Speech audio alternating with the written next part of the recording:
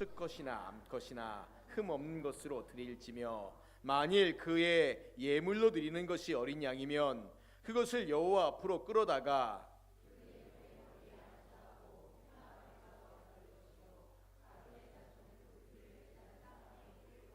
그는 그 화목제의 제물 중에서 여호와께 화제를 드릴지니 그 기름 곧 미골에서 밴 기름진 꼬리와 내장에 덮인 기름과 내장에 붙은 모든 기름과 두 콩팥과 그 위에 기름 곧 허리 쪽에 있는 것과 간에 덮인 거풀을 콩팥과 함께 떼어낼 것이요 제사장은 그것을 제단 위에서 불사를 찌니 이는 화제로 여호와께 드리는 음식이니라.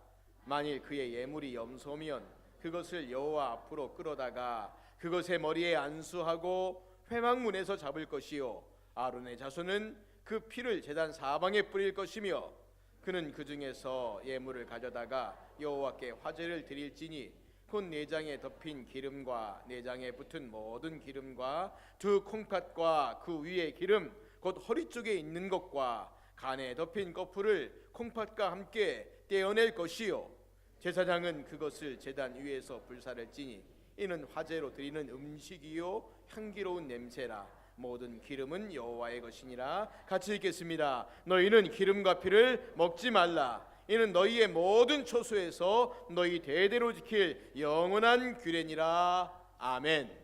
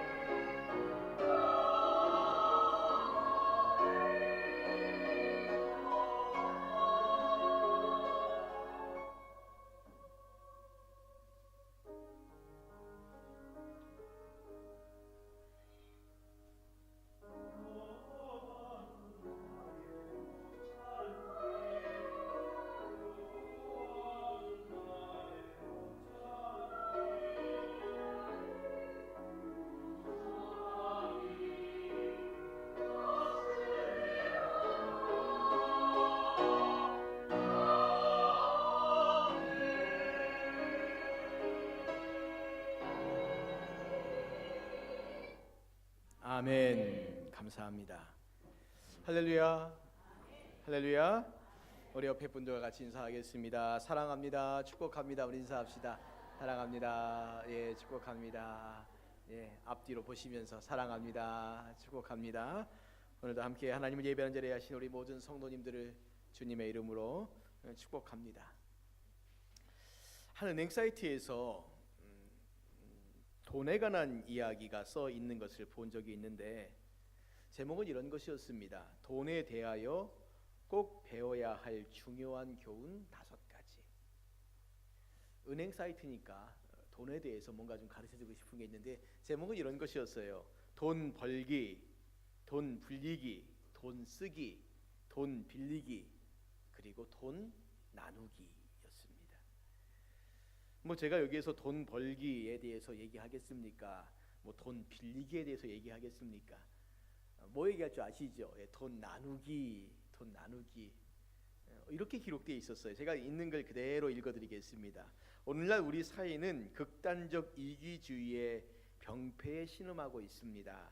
이웃과 나누는 삶이 금융교육의 목표가 되어야 할 것입니다. 자신이 가진 것을 다른 사람과 나누는 것은 경제윤리나 가치관에서 중요한 행동 양식이며 경제시민으로서의 책임이라 할 수 있습니다. 이러한 나눔은 청소년부터 시작해야 할 것입니다. 자신의 시간과 돈을 기꺼이 다른 사람과 나눌 수 있는 사람으로 키워야 할 것입니다. 요즘은 세상에도 이제 이런 나눔에 대한 관심들이 참 많습니다. 그래서 사실은 은행이라는 것이 돈 벌기 위한 것이 돈 나누기 위한 데는 아니지만 이런 교육을 시켜야 된다라고 하는 것을 강조하고 있습니다. 여러분, 오늘 저와 같이 나눌 말씀은 화목제입니다.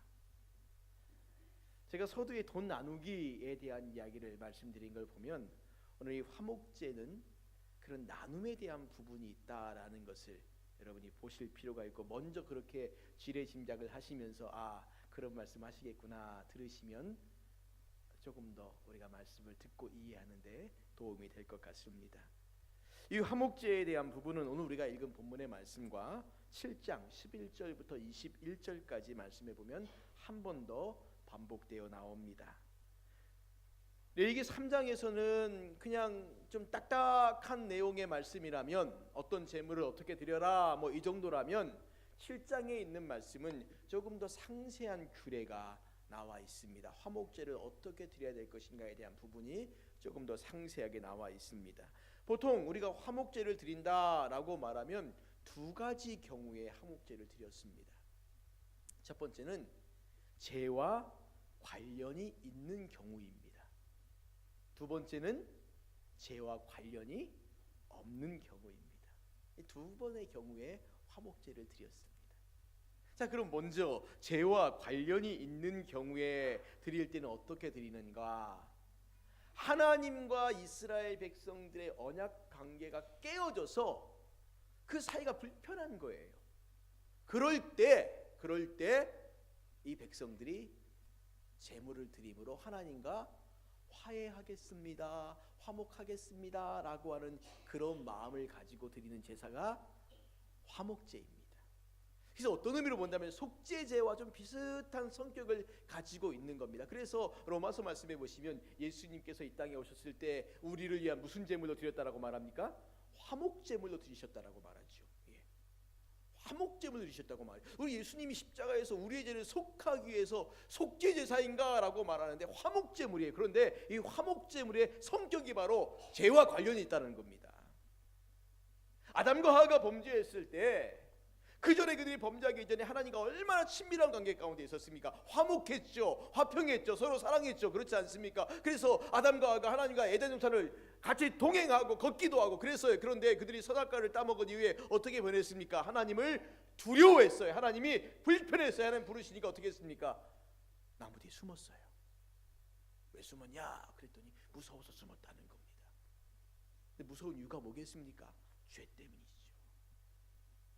바로 그 죄로 인하여 하나님과의 관계가 불편해졌어요.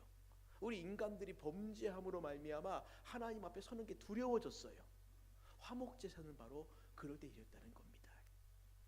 하나님께서 우리를 위해 열어놓으신 화평의 길이었어요. 죄로 인해 불편한 사람들에게 이제 다시 하나님께 나아올 수 있는 길, 그리고 하나님 앞에서 그 말씀을 듣고 순종할 수 있는 그 길을 열어놓으셨기 때문에 이 사람들이 화목제사를 드림으로 하나님 앞에 나아가는 겁니다. 거기에는 어떤 결단들이 포함되어 있냐면, 내가 다시는 죄 가운데 거하지 않겠습니다. 내가 하나님의 약속을 끝까지 붙잡겠습니다. 내가 하나님 앞에서 하나님의 백성으로서 복된 삶을 살아가겠습니다 라고 하는 이런 결단들이 그 안에 들어가 있다는 겁니다.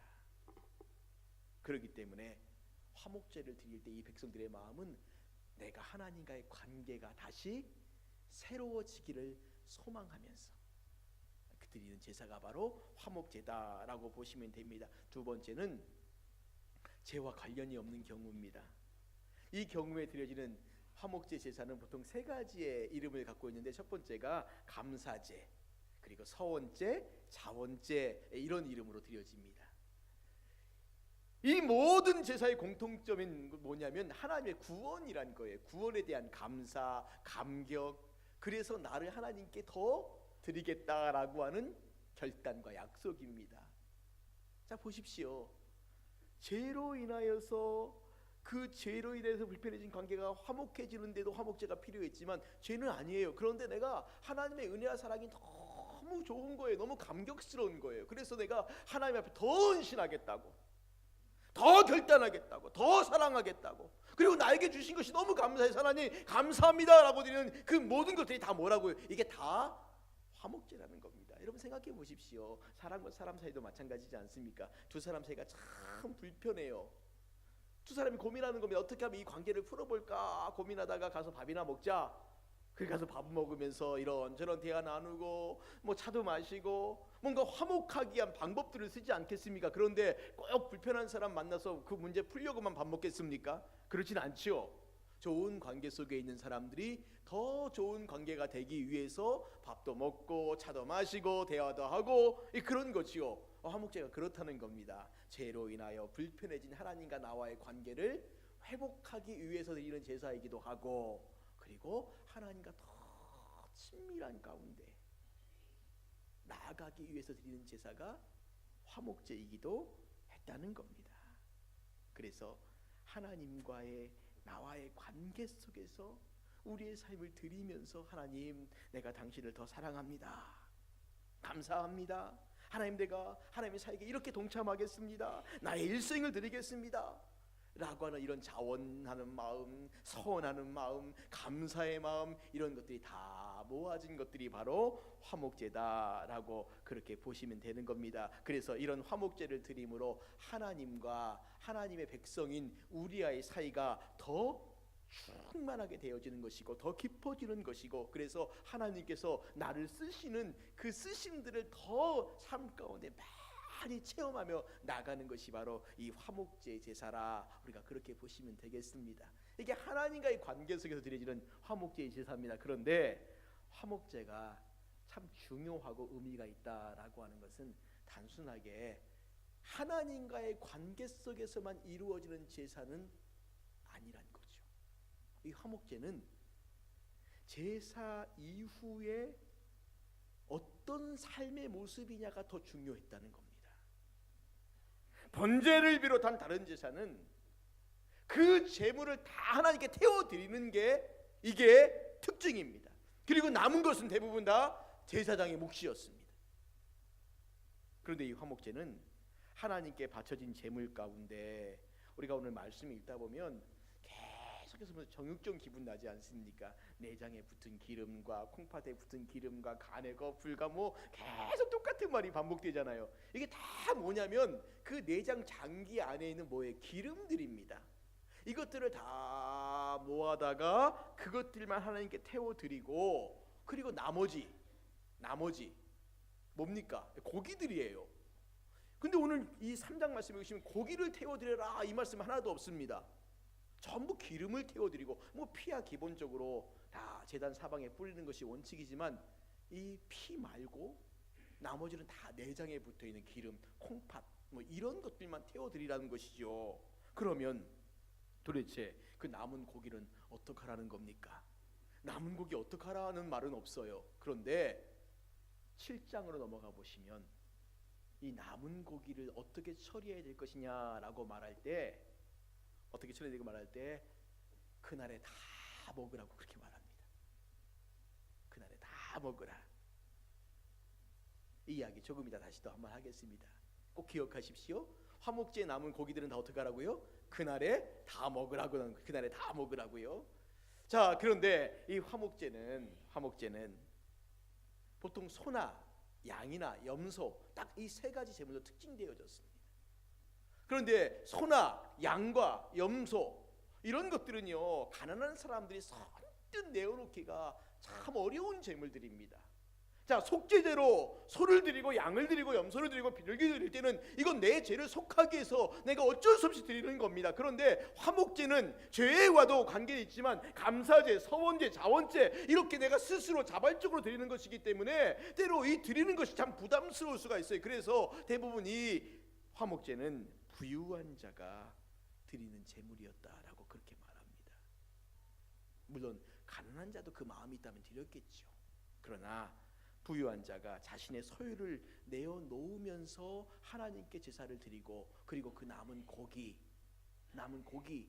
그것을 혼자 먹는 것이 아니라 이웃과 나누는 그런 관계 속에서 이 화목제의 제사가 더 복되고 아름다운 모습으로 되어졌다라는 겁니다. 화목제가 이웃과 나누는 제사라는 의미는 하나님께 드려지는 이 제사보다 더 큰 정성이 여기 들어가야 된다라는 것을 포함하고 있는데, 하나님께 드려진과 동시에 이웃과 나눈다, 두 가지 의미지 않습니까?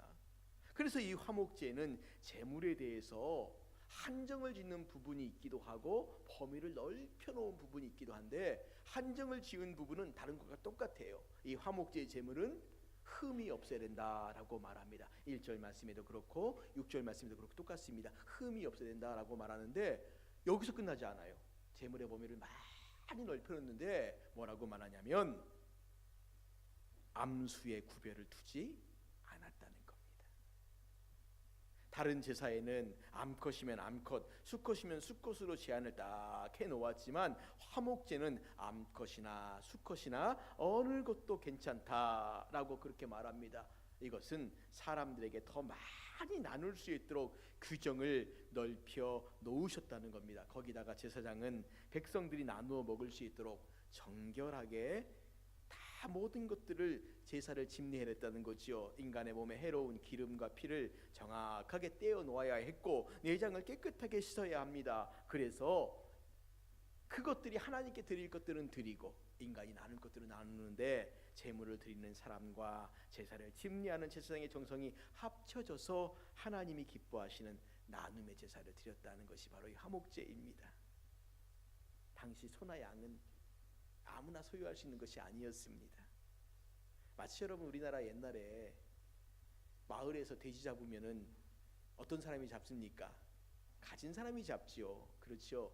없는 사람들이 잡지 않습니다. 없는 사람에게는 기껏해 돼지 한 마리가 전부일 수 있지만 있는 사람에게는 많기 때문에 많은 것 가운데 하나를 드릴 수 있죠. 마치 화목제가 그렇습니다. 그래서 화목제는 주로 재력이 있는 사람에 의해서 드렸다는 것을 기억하실 필요가 있습니다. 재력이 있는 사람이 자신의 소나 양으로 화목제를 드린다는 것은 더 가진 자의 헌신을 통해 덜 가진 사람들의 필요를 채웠다라는 것을 통해 우리가 알 수 있습니다.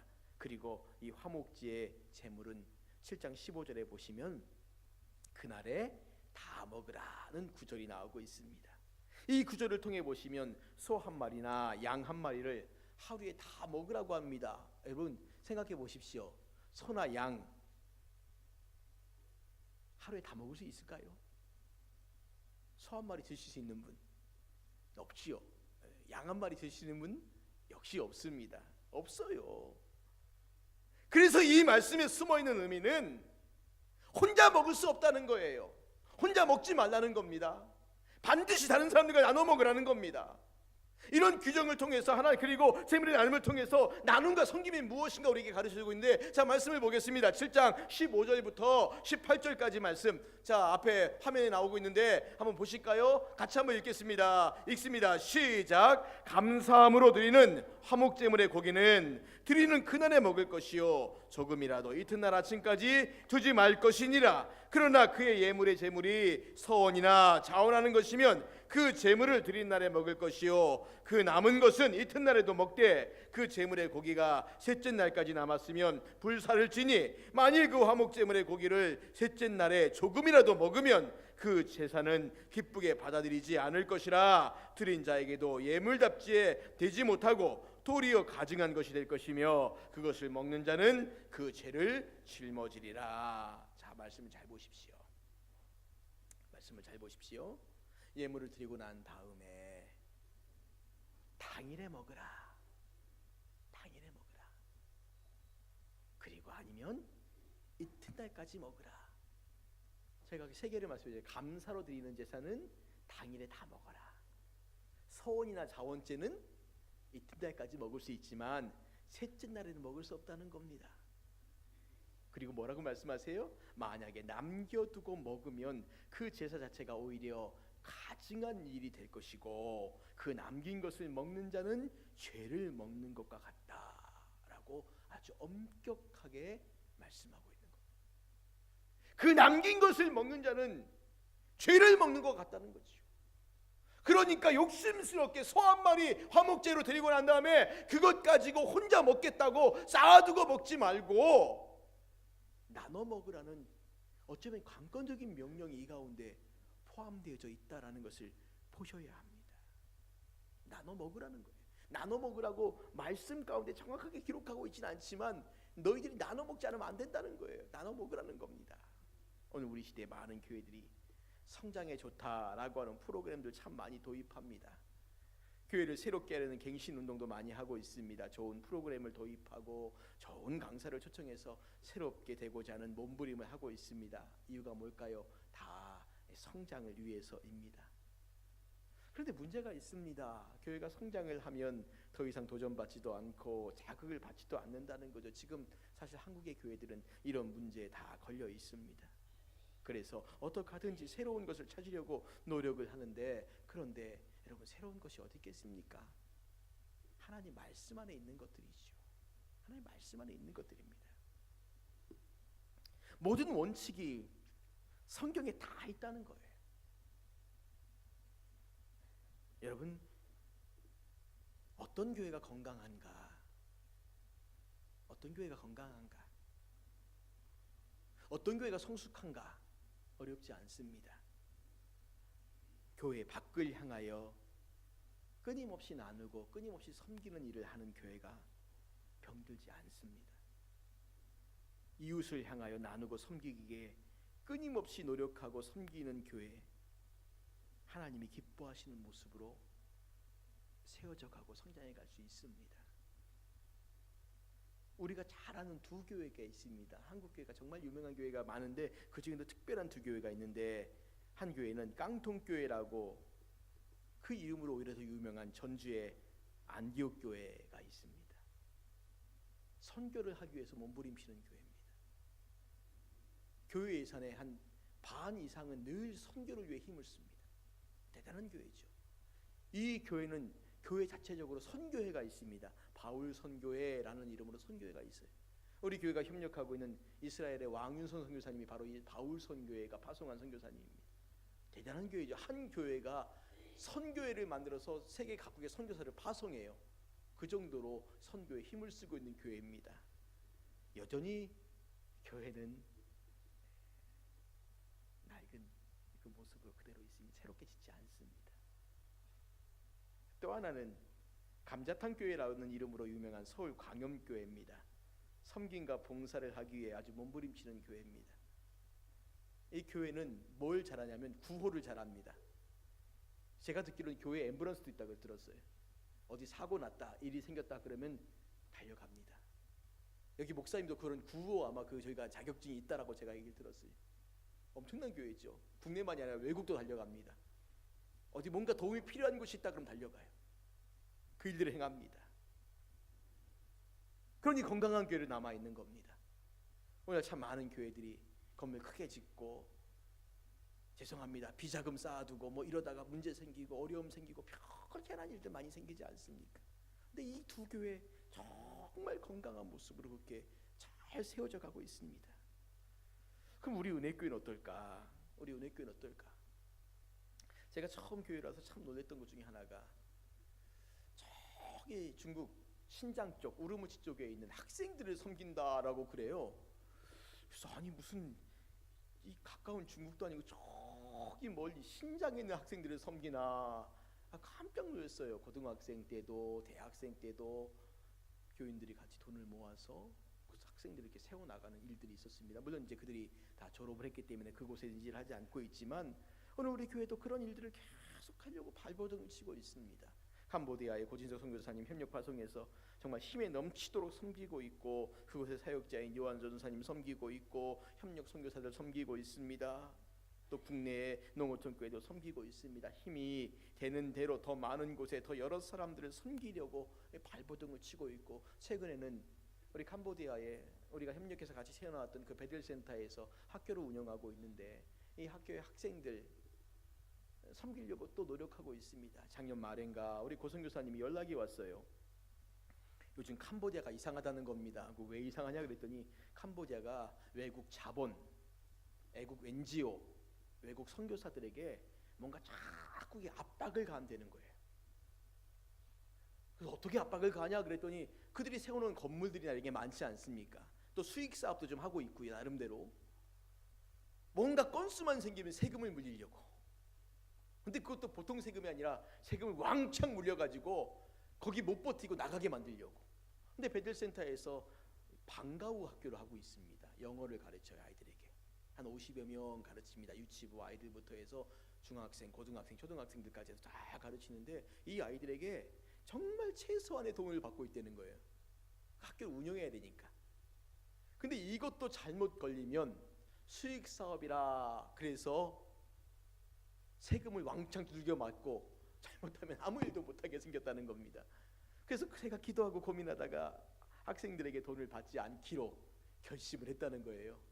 그럼 그 지금까지 받아서 운영하는 그건 어떡하냐 그랬더니 그건 자기가 기도하는데 한국의 성도님들에게 한 달에 10불 혹은 20불씩 이렇게 도움을 좀 청해서 학생들 숫자만큼 후원자들이 세워지면 그러면 그것 갖고 운영하겠다는 겁니다. 그래서 사실 지난 12월 달, 1월 달 그렇게 지금 우리 교회만이 아니라 다른 교회에서도 여러분들이 같이 협력해서 우리 고재학 장로님이 거기 지금 총무입니다. 그래서 그것들을 맡아가지고 지금 일들을 하고 있습니다. 그럼 아직도 부족해요.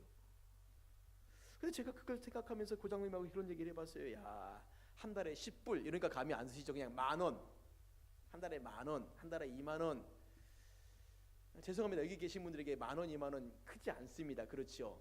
큰 돈 아니죠. 물론 어떤 사람에게 그것이 큰 돈일 수 있지만 우리들 여기 앉아 있는 모든 분들에게는 10,000원, 20,000원 별로 안 큰 돈입니다. 근데 그 돈이면 학생 하나가 한 달 동안 영어를 공부할 수 있습니다.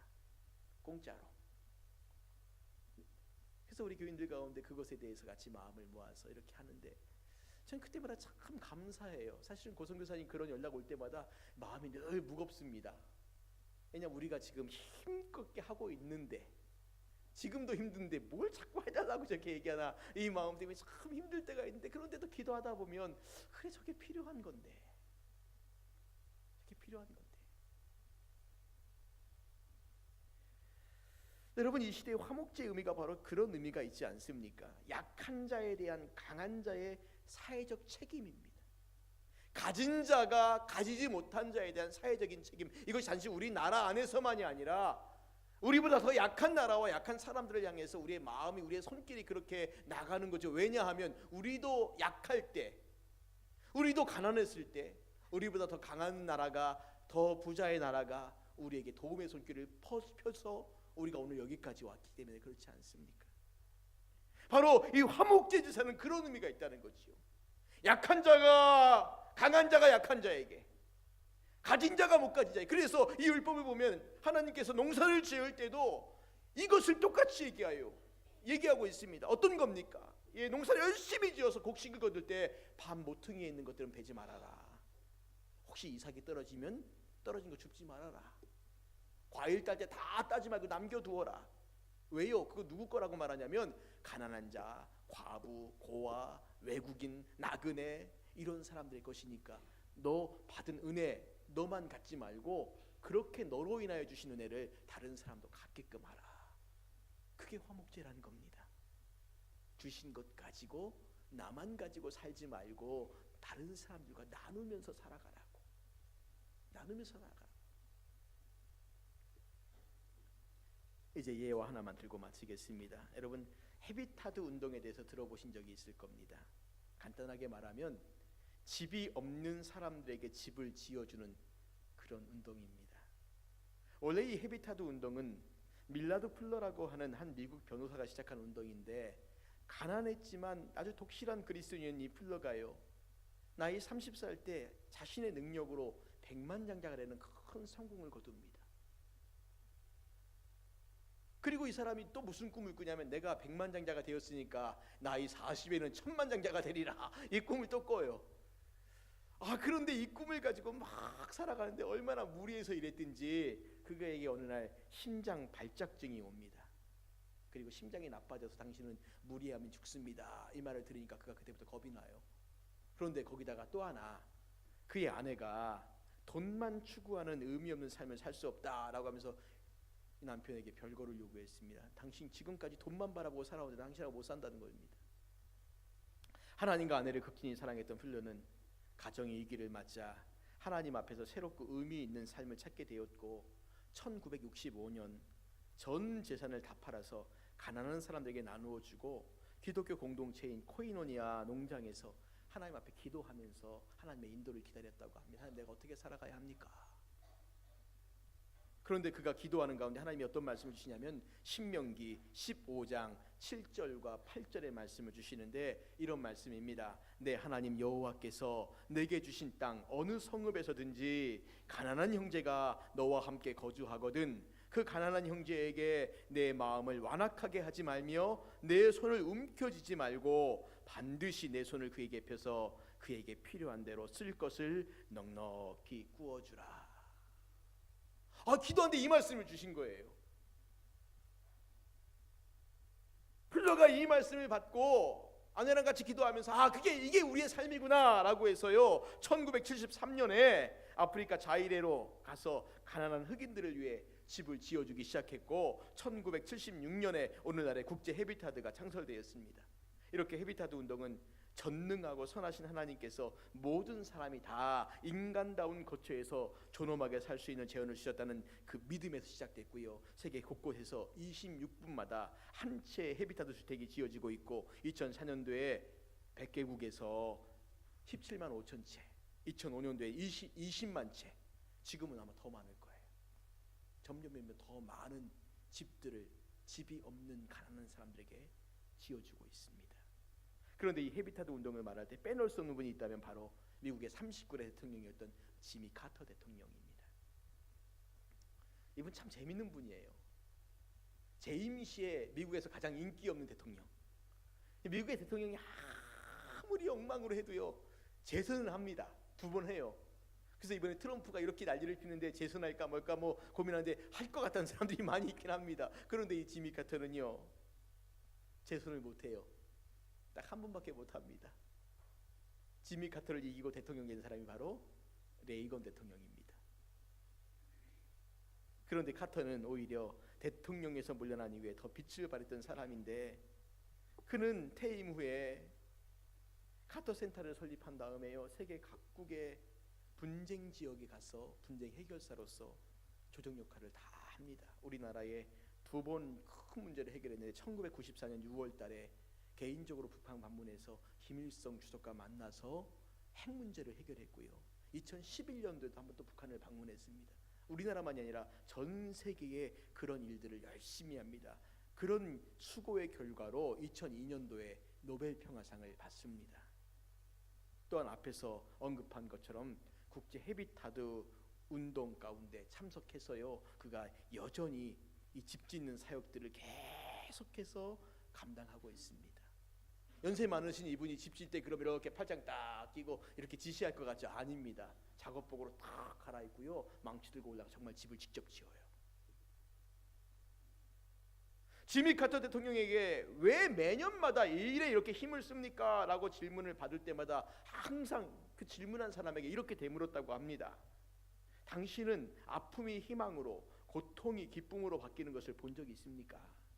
당신은 더 나은 삶을 만들기 위해 누군가와 협력해서 일할 특권을 가져본 적이 있습니까? 라는 겁니다. 지미 카터가 되물었던 말 속에는 단 한 번만이라도 나눔을 실천해 보았는가 하는 냉정한 자기 점검의 요구가 내포되어 있다는 겁니다. 단 한 번만이라도 도움이 필요한 곳에 손을 내밀어 봤다면 또 다른 나눔을 실천하고픈 순수한 열망이 생기는 것을 경험하게 될 것이다 라는 겁니다. 그런데 문제는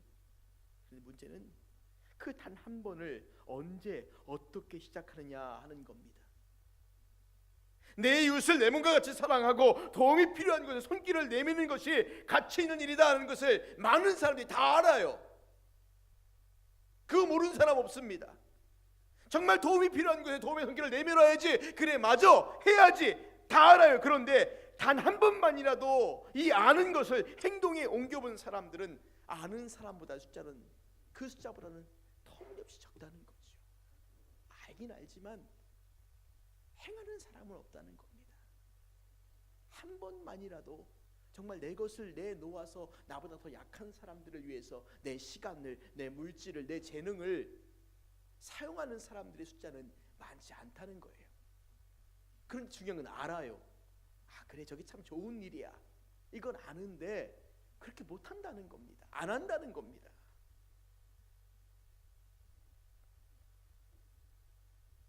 그래서 자원봉사를 특권이라고 말한 이 지미 카터의 표현이 어쩌면 더 많은 의미를 주고 있는 것이 아닌지, 알고 있지만 행하고 있지 않은 일들. 여러분 생각해 보십시오. 나보다 더 연약한 자들을 위해서 한 달에 10,000원, 20,000원, 예, 물론 많은 분들이 하고 계실 줍니다. 그런데 10,000원, 20,000원 별로 큰 돈 아니지만 선뜻 그 일들에 내 마음을 열고 동참하지 못하는 이유가 뭘까요? 오늘 이것이 우리들의 모습이란 거예요.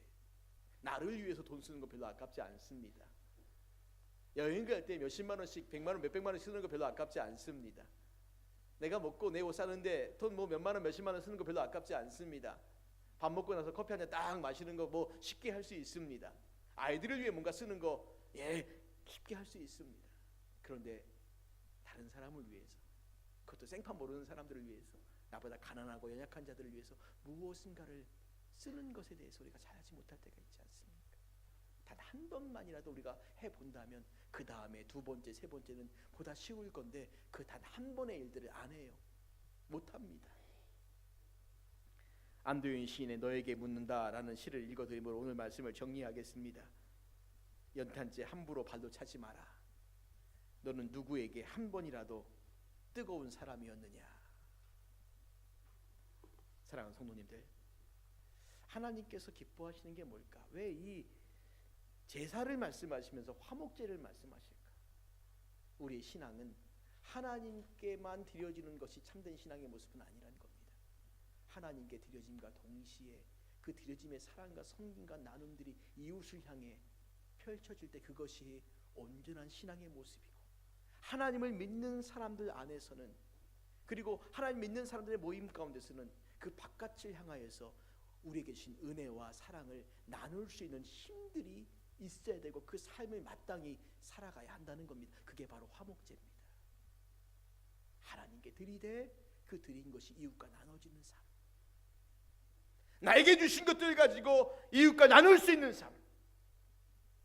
사랑하는 성도님들, 그리고 지금까지도 열심히 하고 계신 분들이 있다면 더 열심히 하십시오. 그러나 아직까지 한 번이라도 용기가 없어서 단 한 번의 나눔이라도 못했다면 그 단 한 번의 나눔이 오늘 우리 삶 가운데 있기를 바라고, 그 한 번의 나눔을 통해서 우리는 하나님이 나에게 주신 것들이 얼마나 크고 귀하고 또 이것들이 다른 사람들에게 얼마나 아름답게 펼쳐나갈 수 있는가, 우리가 그것들을 깨닫게 될 것입니다. 우리 은혜교회 성도님들이 그렇게 다른 사람들과 단 한 번만이라도 나누며 사랑하며 섬길 수 있는 그런 삶을 살아가시기를 주님의 이름으로 축원을 드립니다. 우리 같이 이 시간에 찬양하겠습니다. 그리고 기도합니다. 주를 향한 나의 사랑을 같이 찬양하겠습니다.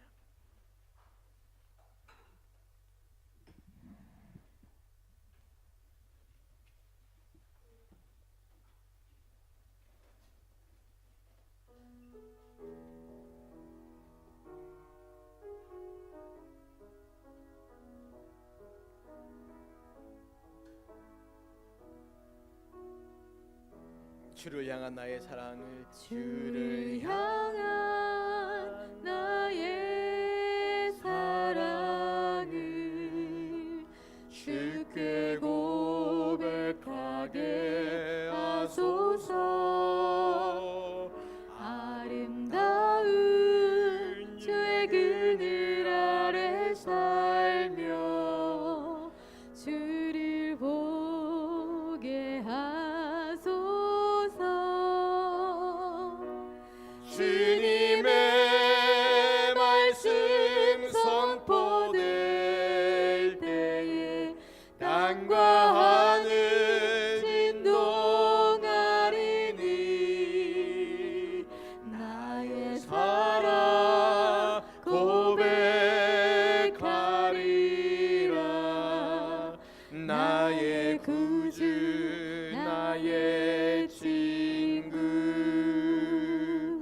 부드러운 주의 속삭임 나의 이름을 부르시네. 주의 능력 주의 영광을 보이사 성령을 부으소서. 메마른 곳 거룩해 지도록 내가 주를 찾게 하소서. 내 모든 것 주께 드리리.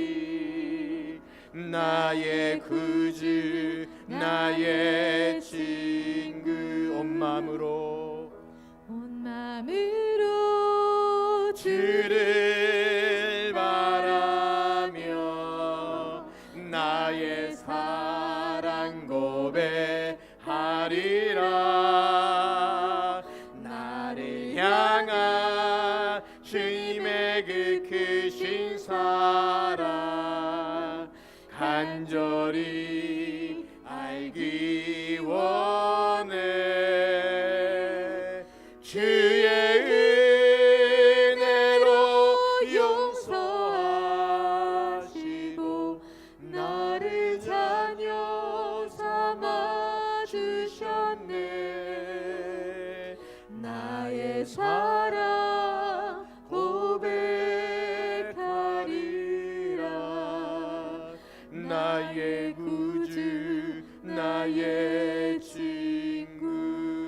사랑하는 성도님들, 우리가 화목제의 제사를 보면서 하나님은 우리에게 주신 것들이 단지 우리만을 위해서가 아니라 우리보다 더 약한 자들, 우리보다 더 가난한 자들, 그들을 향해 같이 나누어지기를 원하고 계십니다. 복을 주실 때 물질을 주시고 건강을 주시고 재능을 주시고 지혜를 주실 때 그것이 나만을 위한 삶이 아니라 나보다 더 약한 자들을 위한 삶을 살아갈 것들, 우리가 우리를 위해서 사용하는 것은 정말 아깝지 않게 얼마나 잘 씁니까? 자녀를 위해 쓰는 거 아깝지 않게 잘 쓰지 않습니까? 그런데 나눔에 인색할 때가 우리에게 있지 않습니까? 여러분, 이 시간에 우리 같이 한번 마음을 모아 기도하시고, 특별히 내 캄보디아 베들신타 학생들을 좀 돕고 싶은 마음이 있다, 그러면 예배 끝나고 우리 고장로님 만나시면 됩니다. 같이 우리 합심해서 하나님, 화목제를 통해 우리에게 말씀하신 주의 음성을 듣게 하시고 나만을 위한 삶이 아니라 나누고 섬기고 베푸는 삶, 그 자리에 우리 교회가 끝까지 갈 수 있게 해달라고, 그리고 나의 삶이 그렇게 드려지게 해달라고, 그래서 나로 말미암아 천하 만민이 복을 받는 그 복된 삶을 내가 살 수 있게 해달라고 같이 우리 합심하여 기도하겠습니다. 기도합니다. 하나님 아버지, 이 시간 우리가 주님 앞에